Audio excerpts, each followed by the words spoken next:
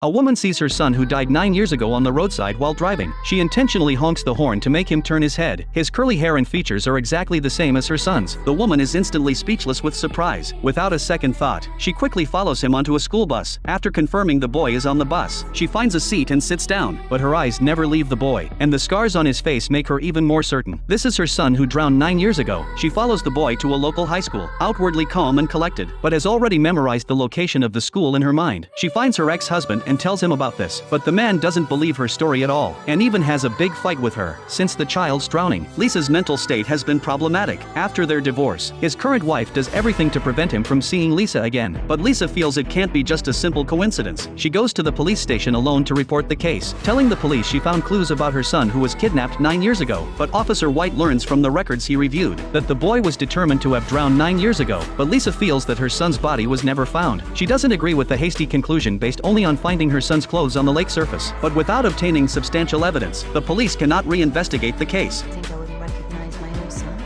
With no other choice, Lisa can only stake out the school gate to actively seek evidence. Seeing the boy come out, she quickly steps forward to greet him, but happens to bump into the parent picking the boy up from school. She can only pretend to have mistaken him for someone else and leave in embarrassment. Then she drives to follow the car the boy is riding in, until they arrive at a villa area before she stops. After watching the boy and his father enter the courtyard, she takes out her phone and snaps a picture of their residence when no one is paying attention. Back home, looking at the photos she took, she can't help but have a terrible idea. She takes out a photo of her and her son from 9 years ago, using scissors to cut her hair into the exact same style as in the photo. The next day, she goes to the boys' school to apply for a music teacher position. The principal is very puzzled by this woman who quit the music scene nearly 10 years ago. Lisa lies, saying it's because she had a serious illness a few years ago, but out of love, she still can't give up the path of music, so she decided to return to school. The principal expresses that he thinks highly of her, but she needs to submit a criminal record check within a week before she can enter the school. As she is leaving, the secretary asks her suspiciously, Any experience with children at all? I have a son. Lisa's desire to win her son's heart forces her to sink deeper into the abyss step by step. Even though she knows the gardener's work permit is fake, not only does she not fire him, she agrees to let him stay and work here indefinitely. The only condition is that he helps her contact the group that makes fake certificates, since a criminal record check needs to be processed at the police station. To avoid raising suspicions, she submits the fake certificate to the school. As soon as she leaves the office, she can't wait to go to the music classroom. Seeing the boy playing the guitar alone in the classroom, she is very moved, feeling that her son must have inherited her musical talent. She pretends to chat with the boy in her capacity as a music teacher, but is actually constantly probing with her words. What about your mom?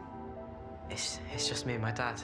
Okay, well, if you ever think about it. What's going on? At this point, the secretary sees the woman alone with a student in the classroom and becomes suspicious, but Lisa says righteously that she has already submitted the certificate to the principal's office.